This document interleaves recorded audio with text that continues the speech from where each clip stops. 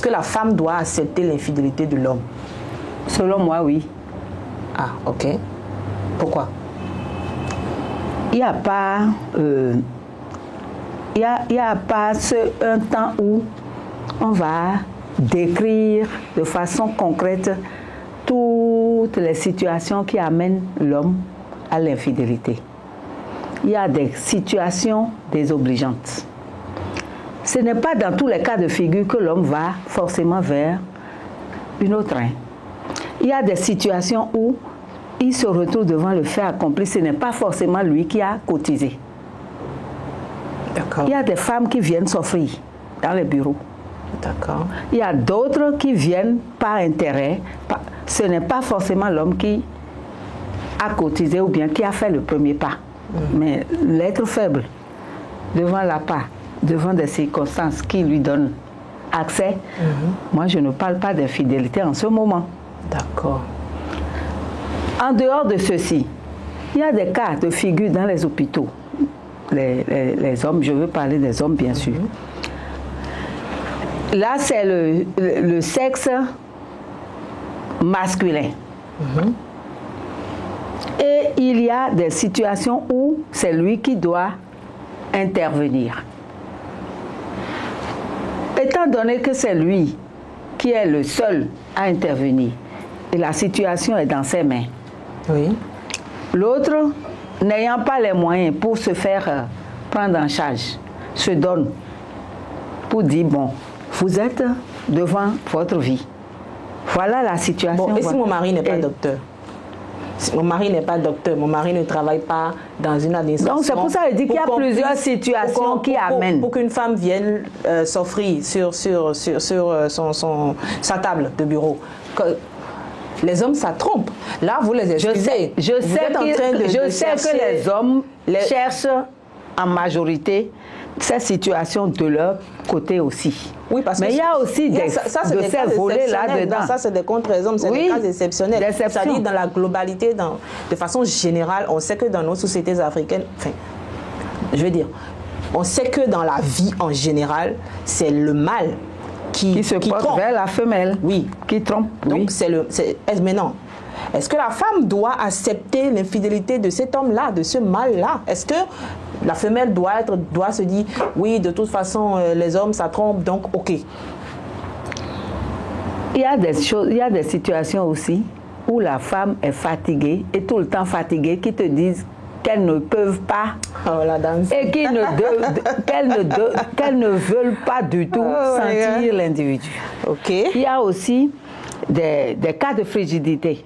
Oui, je vous entends. Il y a des cas de maladie, plusieurs cas de figure au niveau du foyer. D'accord. Qui ne permettent pas à la femme de vraiment tenir. D'accord. Et le sexe masculin, on le connaît. Quand ça leur plaît là, tu peux donner la viande. Ils iront sur le tas d'ordures chercher l'eau sain. C'est ça.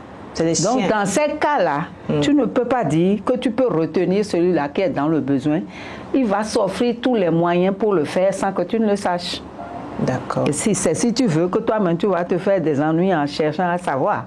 D'accord. Donc si tu aimes ta personne, tu ne vas pas chercher à savoir, parce que si on te respecte et que tu es là, qu'on ne perturbe pas ta quiétude, qu'on ne te méprise pas, qu'on ne te prive pas de ce qu'on te donne, et que ça, on ne vient pas te déranger dans ta quiétude, et que ça se fait de son... Celui qui prend son engagement d'aller vers une autre là, c'est encore à lui, les charges reviennent, et tout ce que ça comporte, les conséquences et autres. S'il arrive à... Donc, je devrais me taire et consommer l'infidélité de mon mari tranquillement, sans je veux dire, en paix avec moi-même. Je consomme l'infidélité tant qu'on me respecte dans le foyer, tant que ce n'est pas venu vers moi, tant qu'il a subi ses charges, tant que peut-être qu'il ira se prendre une deuxième femme, tant que moi je vais bien, ça va. Ce que tu peux faire, c'est de le conseiller de temps en temps, de lui parler des maladies qui existent, de lui parler des protections. Parce que souvent les maris ramènent la maladie à la maison. Justement, ce que tu peux faire, c'est de le conseiller, de l'amener chaque fois quand il revient. Je serai maintenant sa conseillère.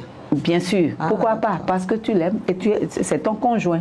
Okay. S'il amène maladie dans la maison, que tu veuilles ou pas, ça va être dépense. Est-ce que la femme peut être aussi infidèle et l'homme va comprendre?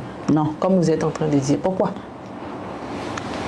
La société ne tolère pas ceci. Mais c'est les hommes qui font la société. Justement. L'être humain qui fait la société. Justement. Oui. Dans votre démarche dès le départ, tu n'as pas dit que tu seras dans la polyandrie. Tu n'as pas dit que ça peut arriver que toi-même tu ailles vers une autre personne. Mais lui également ne me l'a jamais dit, puisqu'on a signé monogamie. S'il t'a dit, c'est ça il disait au départ, je parlais de franchise. S'il t'a dit que ça peut arriver, ça suffit. Hein, le mot pouvoir là, le peu qu'il a mis là, ça te suffit déjà pour prendre tes gardes. Ça peut arriver. Ça te suffit. Pour que tu saches qu'à la longue, il peut aller vers une autre. Et ne pas être engouffré dans ton idée de monogamique et te rendre mal. Est-ce que vous avez déjà été, je ne dirais pas confronté, mais est-ce que vous avez déjà appris une histoire d'une femme qui a été infidèle dans son foyer de façon très criarde et finalement l'homme a compris et ils ne se sont pas séparés? De façon criarde. C'est-à-dire que l'infidélité n'est pas... C'est-à-dire qu'elle n'a pas juste été au cesse avec un inconnu. Peut-être que c'était une infidélité vraiment très très forte. Ou peut-être que le monde a appris, ou ça a vraiment sali leur foyer, ça a peut-être mis en danger les enfants. Je ne sais pas, quelque chose. Est-ce que vous avez une histoire d'une infidélité très pointilleuse venant d'une femme à nous raconter et finalement, le couple a été sauvé? Le couple a été sauvé, ce n'est qu'une seule fois j'ai appris que le couple a été sauvé. Tous les autres cas, les hommes finissent par partir à se chercher avec d'autres. Et les enfants en souffrent. Racontez-nous. Les enfants en souffrent parce que là, non seulement tout le quartier et puis les gens, tu sais, il y a ce qu'on appelle papato, même si il n'est pas là pour vivre l'événement, pour vivre tout ce que ça a créé comme remue-ménage. Les alentours sont là pour narrer. Ça a fait que tout le quartier était mis en branle par rapport à la personne de la femme. Et là, l'homme, au lieu de chercher à aller faire de ce qui est négatif au niveau du foyer, il est allé se plaindre chez la belle famille. On les a tous réunis, on les a écoutés et c'est là on a su que en réalité l'homme en question est toujours en voyage, il n'est jamais là et la femme qui est dans le besoin, qui est toujours délaissée ici sans moyens, s'est retrouvée dans la situation et on les a coachés, la famille de l'homme a refusé. Et ils ont dit non, qu'on lave les pieds, on fait ceci. Finalement, comme l'homme lui-même, il sait qu'il a ses fautes, ses défauts et ses absences. Il comprenait ça. Ajouté au fait que la belle famille de l'autre côté ne peut jamais ne pas rester sur le côté de leur fille. Ils ont trouvé les moyens qu'il faut pour l'amener à comprendre qu'il faut lui donner une autre chance, surtout que grossesse n'est pas allée dedans. Et c'est une fois elle a voulu, parce que c'est le quartier qui a propagé, que ça n'a pas été aussi grave comme le quartier en a parlé. Donc, ils ont pris la décision de quitter le quartier et ils se sont retrouvés dans un autre. Et ils ont continué. Parce que là, c'est que la belle famille, c'est-à-dire la famille de la fille, a vraiment argumenté et a mis les petits plats dans les grands. Et tu vas sentir que vraiment, ils se sont donnés.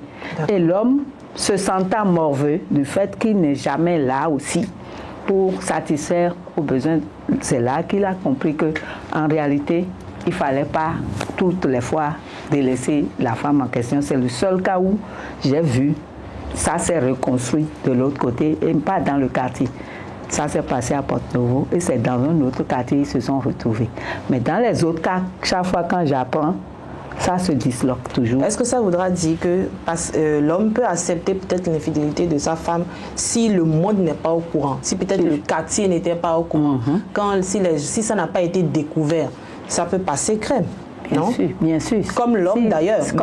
Comme l'homme. S'il y a l'affection et que on sent vraiment qu'on est dans l'irrégularité par rapport à sa femme, parce que l'affection que la personne a pour toi, elle ne retrouve plus. L'assistance, elle ne retrouve plus. Tout ce que tu lui as promis en réalité, elle ne retrouve plus. Toi-même, si tu te sens morveux, tu te sens dans ces cas de figure, tu es obligé d'accepter. Là, ça peut être partagé et puis accepté, ce qui n'est pas toujours vérifié dans notre société.